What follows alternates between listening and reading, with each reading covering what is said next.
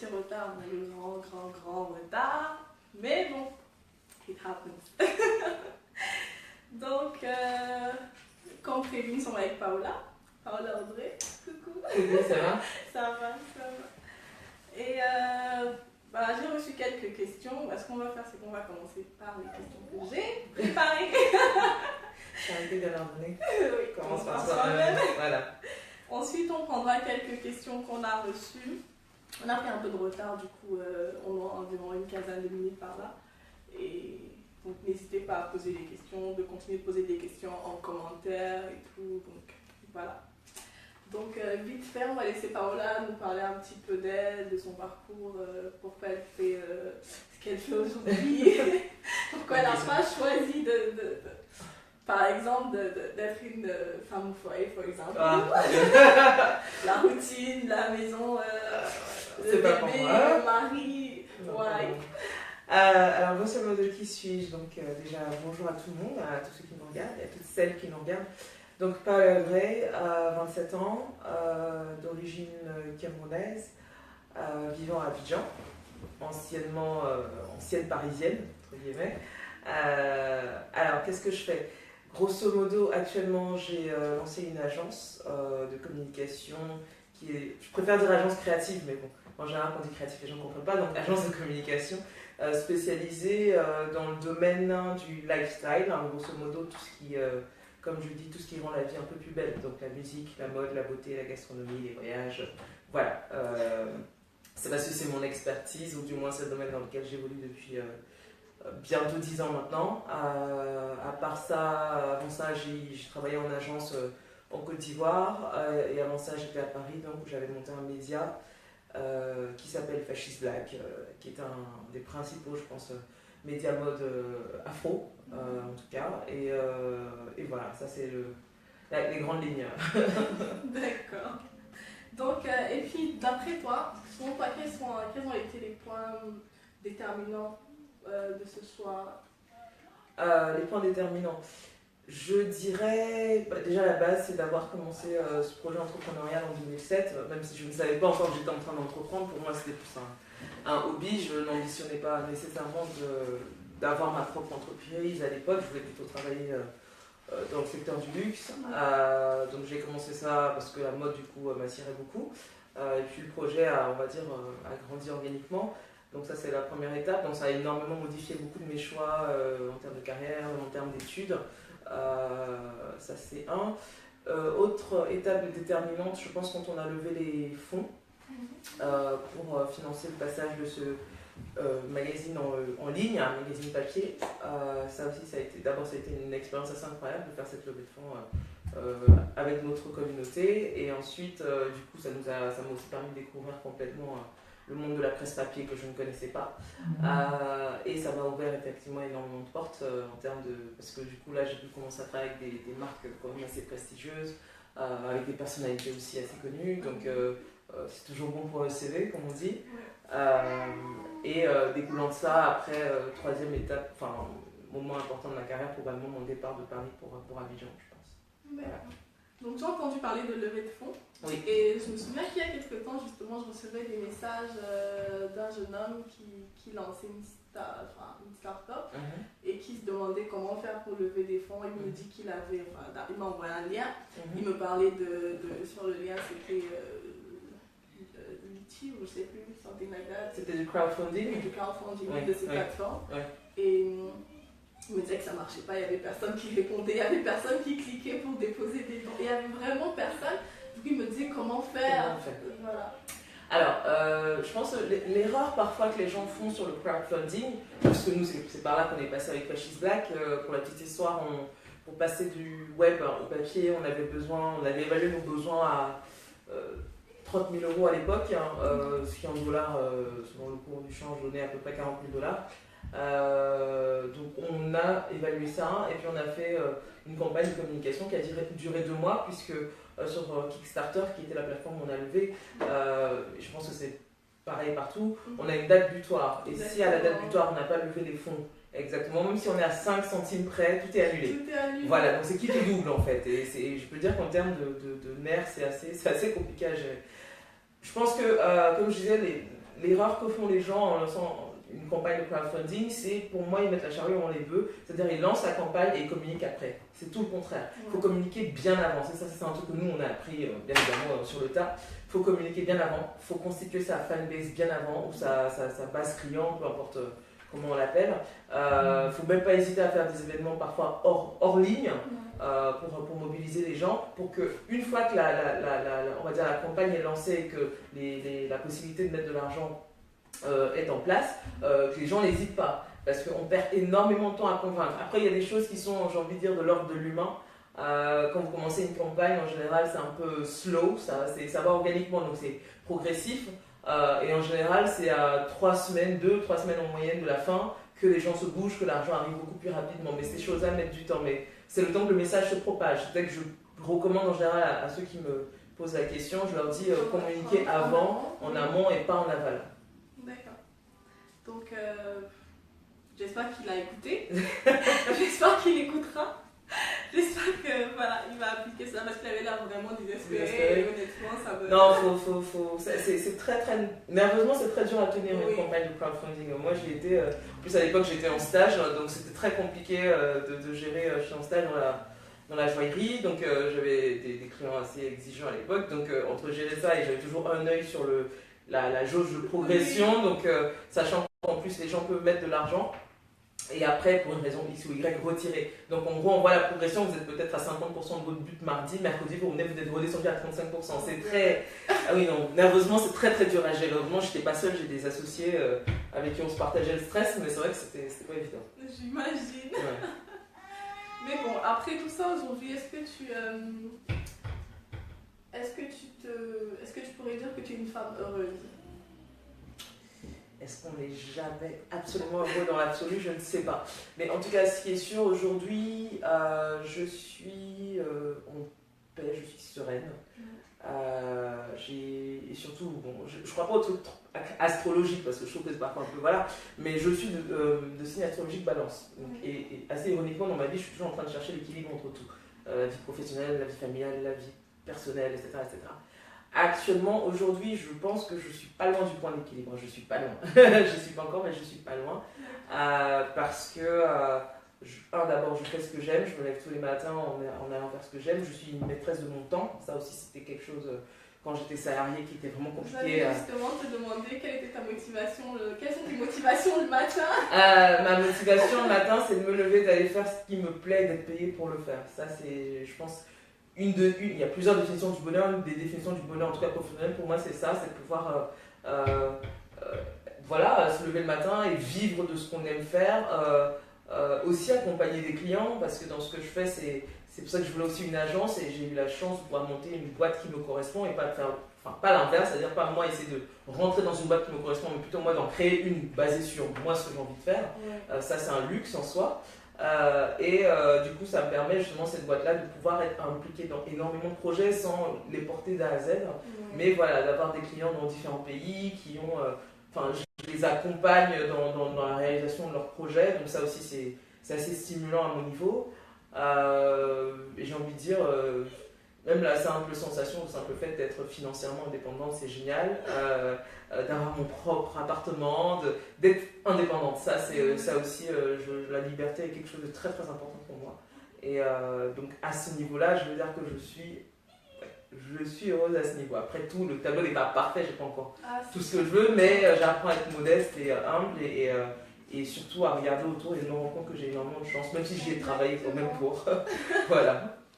Donc, pour terminer avec l'entrepreneuriat, quel conseil pourrais-tu donner à ces personnes-là qui sont en train de vouloir se lancer, qui souhaitent se lancer, qui pensent à se lancer? Alors, je leur dirais, je ne sais jamais vraiment comment recommander aux gens de faire quoi que ce soit, parce que je pars du principe que chaque chemin est vraiment tellement personnel, parce qu'il y a nos histoires voilà, personnelles, nos études, nos parcours qui sont vraiment très différents les uns des autres. Mais s'il y a des dénominateurs communs, je dirais de vraiment réfléchir exactement à ce qu'on va apporter, à la valeur ajoutée. Parce qu'effectivement, c'est vrai qu'il y a un peu une petite hype de l'entrepreneuriat maintenant. Voilà, tout le monde, moi c'est ma conviction, tout le monde n'est pas fait pour ça. Donc Je dirais aussi, si vous avez envie d'entreprendre, mais au fond de vous, vous savez que c'est pas pour vous, ne vous forcez surtout pas. C'est pas fait pour tout le monde et vous n'êtes pas non plus en situation d'échec si vous n'entreprenez pas. Et comme on pose pareil souvent la question du est-ce que je dois rentrer en Afrique ou pas, c'est la même chose pour l'entrepreneuriat. Demandez-vous si vous pourriez être heureux si vous n'entreprenez pas. Si la réponse pour vous est clairement non, là voilà, c'est que vous êtes fait pour ça et que maintenant il faut vous mettre dans cet état d'esprit, prendre des dispositions, mesurer les risques, ça c'est très très important, surtout si vous n'êtes pas seul dans l'aventure. Quand je dis seul, c'est si vous avez une famille, il y a des réalités à gérer, les enfants n'ont pas à souffrir de vos choix professionnels comme ça, donc il y a aussi pas mal de choses à prendre en compte. Mais si vous êtes un peu dans ma situation, c'est-à-dire en gros vous avez juste votre sac à dos, vous pouvez faire ce que vous voulez, aller où vous voulez, je vous dirais le monde est à vous, réfléchissez et essayez aussi d'évaluer si vous ne pouvez pas aller ailleurs, parce que des fois on a tendance à réfléchir sur l'environnement dans lequel on est de manière immédiate, mais je vous recommande aussi quand on peut bien sûr de sortir de son environnement. C'est fou comme ça ouvre les yeux et sur le monde et sur soi-même. Voilà, donc après j'ai pas vraiment de grande recommandation parce que c'est une expérience, voilà, tout le monde la vit de manière complètement différente. Moi j'ai commencé il y a quasiment 10 ans, la personne que j'étais au début n'est absolument pas la même personne que maintenant, encore heureux d'ailleurs, parce que ça voudrait dire que je n'aurais pas progressé. Donc c'est une aventure humaine et quand même assez personnelle, donc évaluez bien, mesurez les risques. Si vous pouvez sortir de votre environnement, ça ne peut que vous enrichir. Encore une fois, ne vous sentez pas non plus comme un ou une loser si finalement vous n'avez pas envie d'essayer ou si vous avez essayé une fois, vous avez raté, c'est pas très grave, ça arrive. Thank you. Donc, on va parler un peu de confiance en soi. D'accord. D'après toi, on est avec ou... Non, absolument pas. Il y a peut-être des gens qui ont des prédispositions, et même les prédispositions, je pense qu'elles viennent un tout petit peu de l'entourage quand on grandit, l'éducation qu'on reçoit.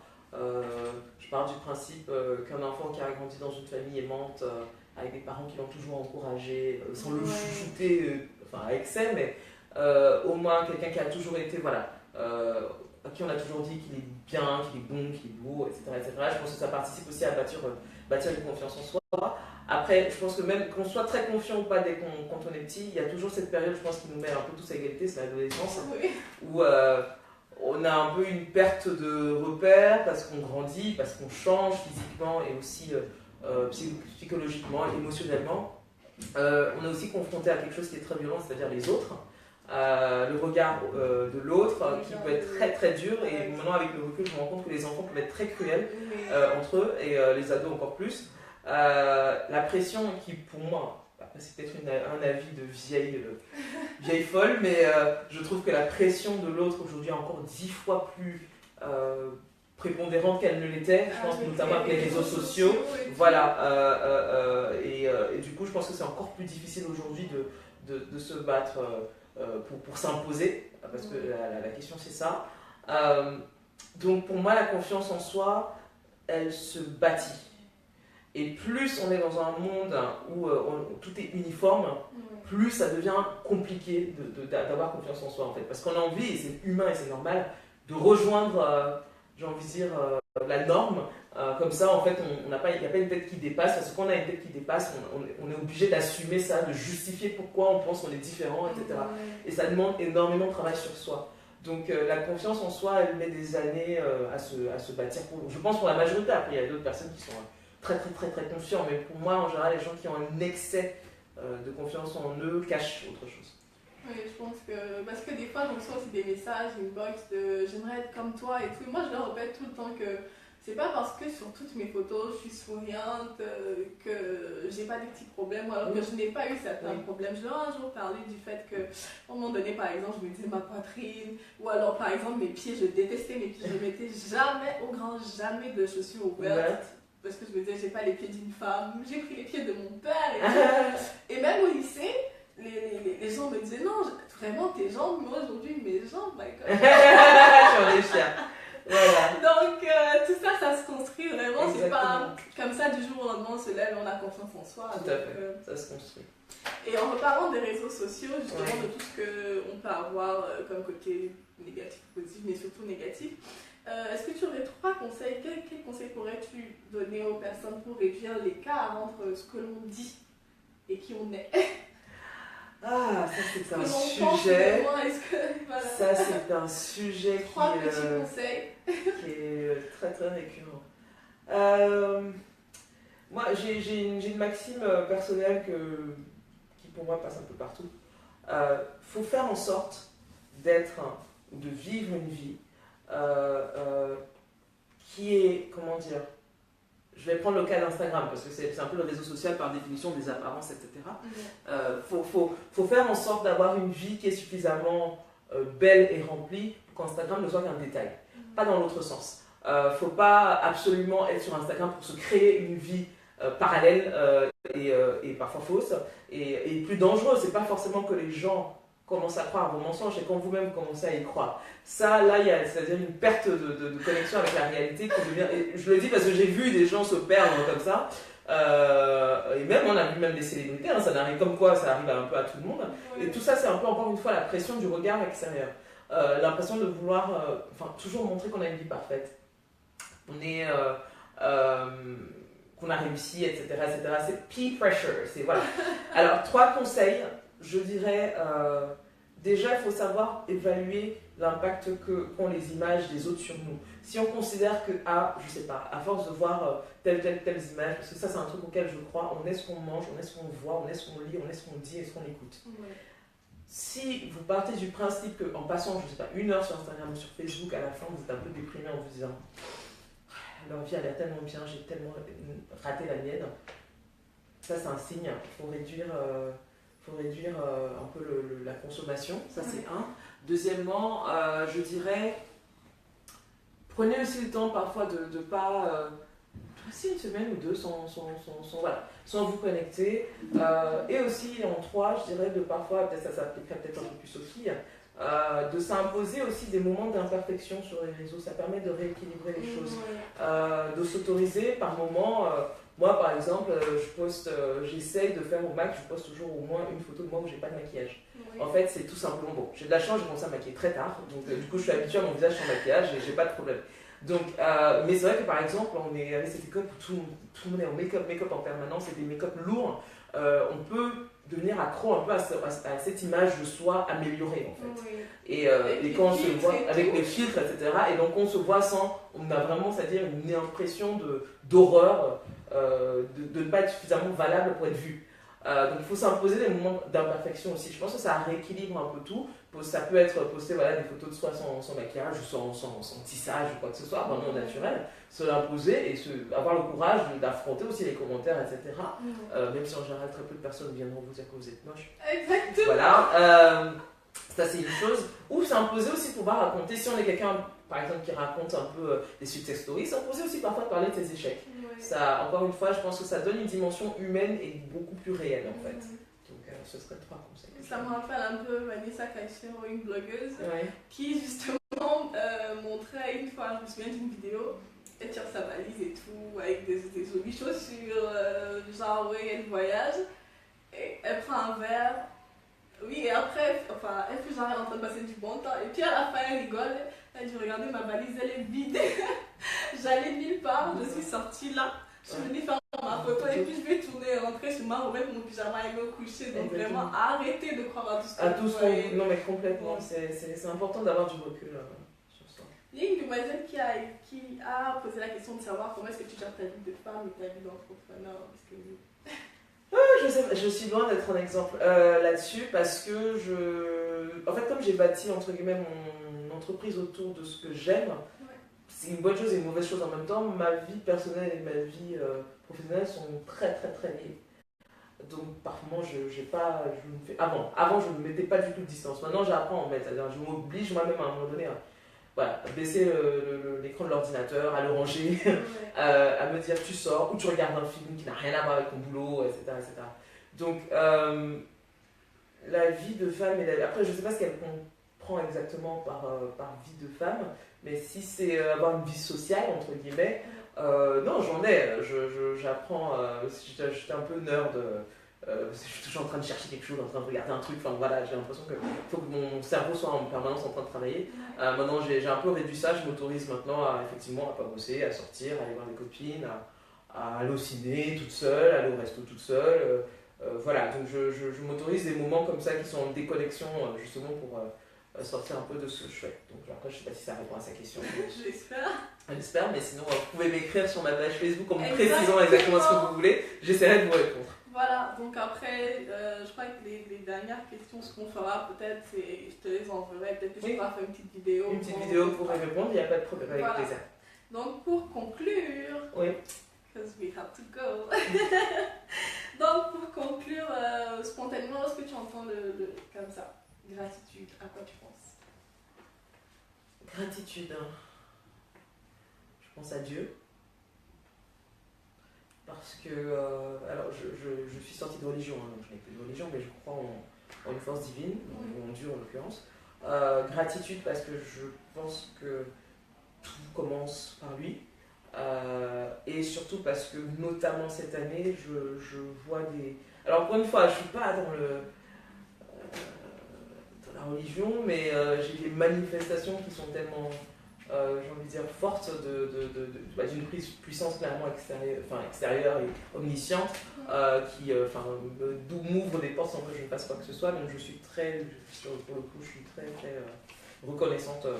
Donc je dirais gratitude, Dieu, et aussi je pense c'est un peu lié au succès aussi. Je pense que quand on veut avoir du succès, il faut savoir remercier les personnes qui vous aident. Ouais. D'accord, so...